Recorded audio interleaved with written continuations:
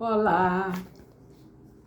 Seguindo então aqui com as crônicas escritas pela Carla Alessandra Ferreira, hoje vou ler a crônica Muito à Frente do Seu Tempo. Posso dizer que ela não era desse tempo. Era minha mãe. Para mim, entendia de tudo e sabia muito. Trabalhou com crianças a vida toda e sabia lidar com elas. E justamente por ter trabalhado muito, gostava de aproveitar a vida. Se fosse chamada para um shopping, não pensava duas vezes. Passear e gastar eram seus sobrenomes. Quando éramos crianças, shopping só existia em São Paulo. E assim, a cada convite das minhas tias, nos colocávamos literalmente na estrada.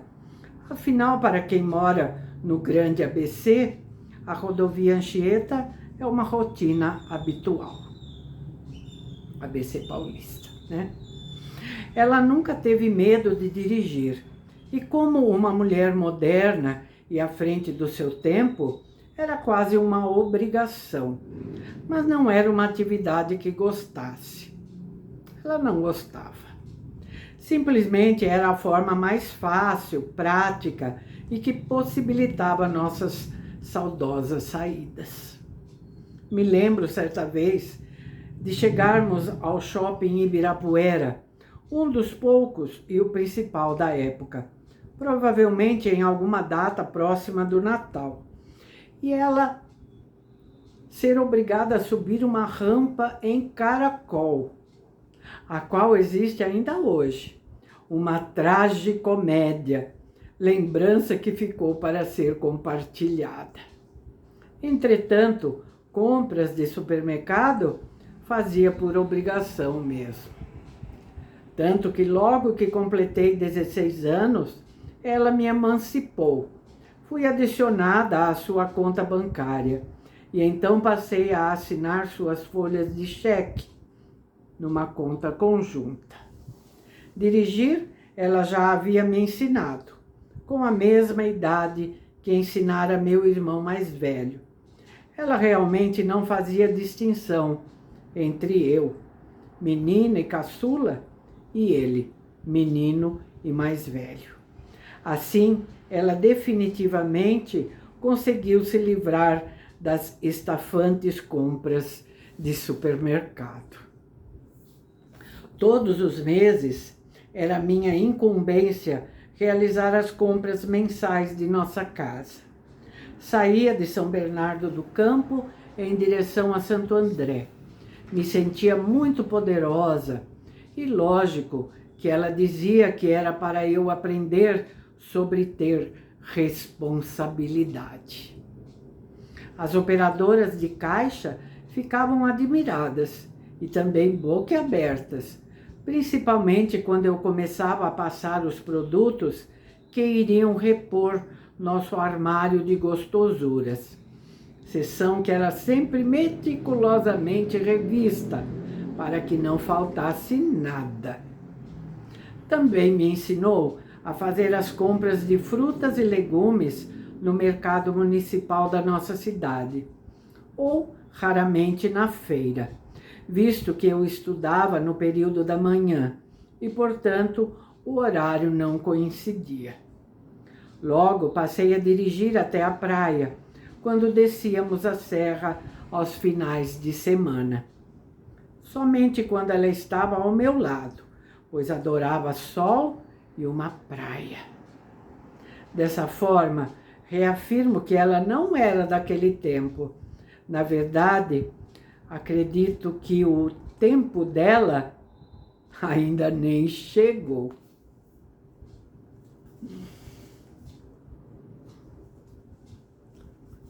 Agora a crônica chama-se Despedida?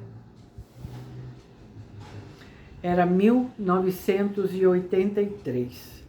Ele buzinava todos os dias, ou melhor, de segunda a sexta, sempre no mesmo horário, 6h05, sem atraso.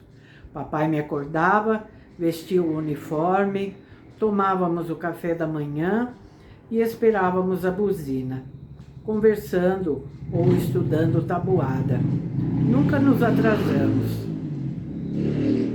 assim como o transporte, e por fim me acompanhava até a perua escolar. Sim, uma perua escolar. E ele era o tio Adir, um senhor que provavelmente já havia passado dos 60 anos. Me lembrava muito meu avô. Era doce como meu Adelício, sempre de bom humor. Não parecia ter pressa para nada, mesmo tendo horário para chegar à escola. Depois de papai, ele fazia minhas manhãs começarem alegres e calmas. No período da tarde, a turma era maior. Ele fazia outro itinerário dirigindo um ônibus escolar. Na época, uma jardineira, bem parecida com as dos filmes da sessão da tarde, que eu sempre achei muito mais estiloso que minha perua, mas nunca entrei dentro dele. Certo dia, sem nenhum aviso, o motorista mudou.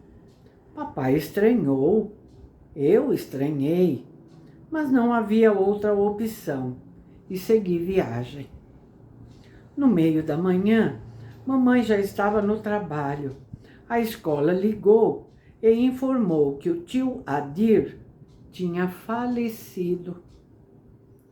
Passaram local e horário do sepultamento.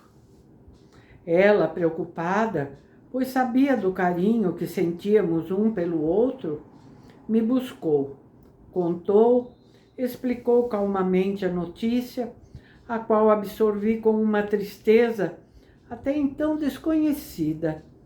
E então decidimos ir para minha despedida. Mamãe tinha o poder de transformar situações difíceis em aceitáveis. Durante o velório, descobrimos que após um assalto a banco, no horário do almoço, o transporte, cheio de crianças, ficou no meio de um tiroteio e ele acabou atingido por uma bala perdida. Cuidadosamente, sem afligir nenhuma criança, conseguiu parar o ônibus em um local seguro. Desceu sem que ninguém percebesse o que havia acontecido. Pediu ajuda a um frentista. Contudo, mesmo sendo socorrido, não resistiu. Essa foi minha primeira despedida e nunca mais esqueci do meu querido tio Adir, nem do carinho que transmitia. Durante a pandemia, passei pela minha última despedida. O tio Luiz, meu tio por grande afinidade, padrinho do meu marido, estava muito feliz, pois com a aposentadoria, morando no litoral, finalmente conseguindo se dedicar a uma grande paixão, o tênis, e há alguns anos viajava para torneios pelo Brasil afora, e assim passamos nos encontrar apenas em datas festivas. Em dezembro de 2020, ainda isolados, comemoramos o Natal em uma chamada de vídeo e finalizamos com a promessa que em 2021 estaríamos juntos novamente. De repente, em julho de 2021, sem esperar, recebi uma mensagem da minha prima pedindo orações. Após uma cirurgia que a princípio seria simples, o tio apresentou uma hemorragia que provocou uma parada cardíaca e tinha acabado entrando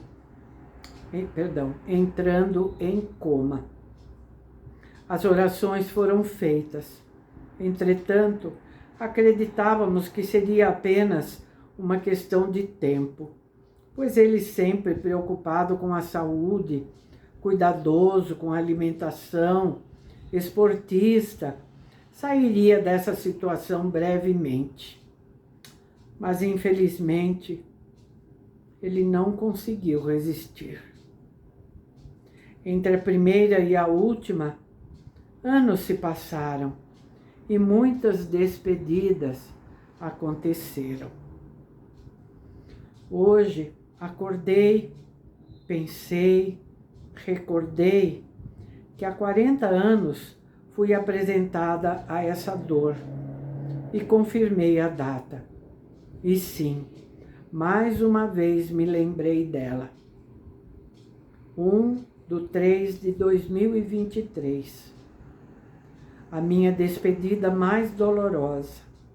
A data em que completa 14 anos do pior dia da minha vida. O dia que ela, minha mãe, nos deixou sem se despedir, sem avisar. As lágrimas ainda escorrem, a dor é imensa e não há sinais que um dia passará. Ainda tinha tanto a aprender, a falar, a ouvir, conversar, viver. Essa tristeza imensa denominam luto, uma dor que nunca passa. Talvez amenize, no entanto, está sempre ali, nos acompanhando e pronta para ser revivida a qualquer momento, seja esse triste ou feliz. Afinal, quem melhor para compartilharmos sentimentos senão com aqueles que mais amamos? Como nos fazem falta. E que sem esperarmos se despedem da vida, sem se despedir de nós. Uma despedida apenas para quem continua vivendo.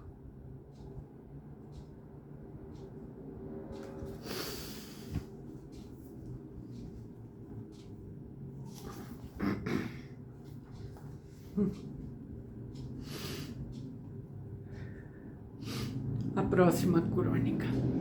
Coletivo Ferreiras. Todos nós ainda estávamos vestidos, a roupa pesada e grudada ao corpo. O sol ainda não era escaldante, mas nada nos incomodava. Continuávamos correndo, ora contrário à marola, ora seguindo a onda, e assim permanecemos por um bom tempo.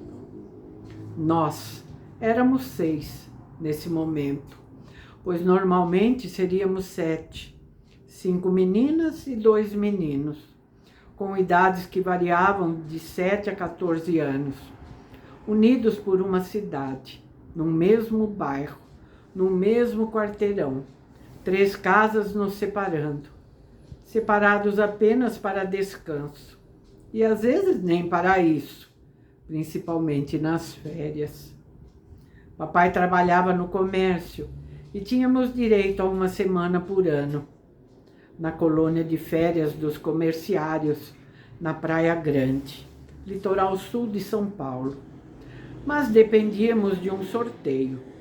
Se quiséssemos essa estadia na alta temporada, e portanto era restrito para a família, no caso, papai, mamãe, meu irmão e eu. Sim, os outros 5 eram irmãos, nossos melhores amigos. Em 1981, não fomos contemplados. Mamãe não desistiu da sua semana sagrada ao sol. Ela era uma grande apreciadora de sol escaldante, cadeira de praia e esteira. 30 minutos de frente, 30 minutos de costas e 30 minutos sentada. E o ciclo recomeçava, com os olhos grudados no que estávamos fazendo. O guarda-sol ela deixava para nossa proteção. Decidida, alugou uma casa nessa mesma praia, bem próxima da colônia que frequentávamos. O contrato foi fechado algumas semanas antes, com um asterisco, que no momento não foi de muita importância. A casa comportava 6 pessoas. Nossa chegada em São Bernardo tinha acontecido em dezembro de 1979, pouco tempo depois que os irmãos perderam o pai, repentinamente. Assim eram criados apenas pela mãe, com certo sacrifício e muita determinação. Meus pais a admiravam muito e naquele momento nossa amizade já havia criado laços estreitos. Nossas mães autorizavam grande parte das nossas solicitações, desde que estivéssemos juntos. Na semana da nossa viagem, mamãe descobriu que eles não conheciam a praia e assim teve a grande ideia de levar os 5 para passarmos também aquela semana da forma que mais gostávamos, juntos. A mais velha não aceitou o convite. Não queria deixar a mãe sozinha e por esse motivo viramos 6. 40 anos depois, ainda me lembro de chegarmos à rua da casa onde ficaríamos, sairmos do carro com a roupa do corpo, pisar na areia e corrermos para o mar, enquanto papai e mamãe buscavam as chaves da casa na imobiliária, 2 ruas à frente, evitando qualquer problema maior com o número de pessoas. Não me lembro da primeira vez que vi o mar, mas me lembro perfeitamente de quando nós, juntos, vimos o mar.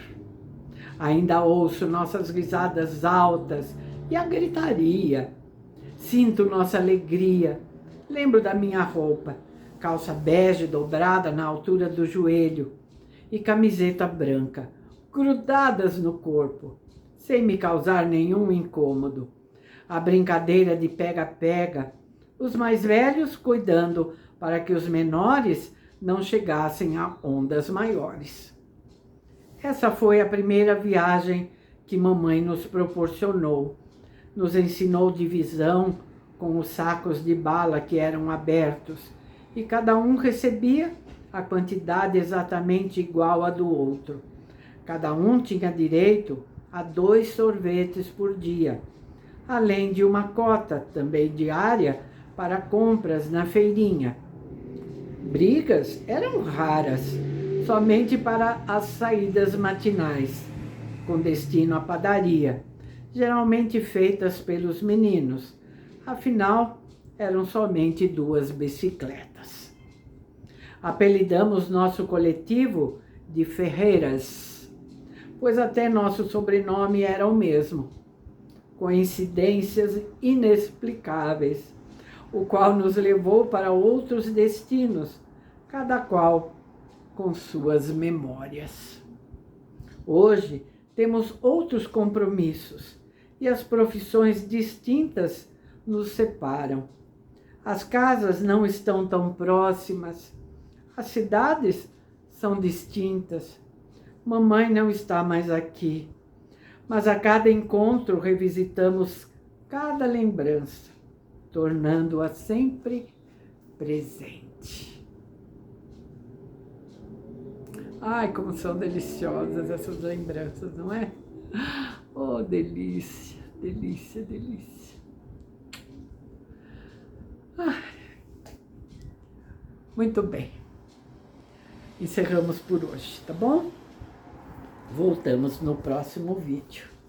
E seguimos ainda com a Carla Ferreira, tá bom? Até lá. Muito obrigada. Não esqueçam, por gentileza, de deixar o seu like, tá? Faça aí um comentário, nem que seja um emojizinho. Tá? É importante, isso faz o canal crescer, porque o YouTube nota que há compartilhamento, que há interação.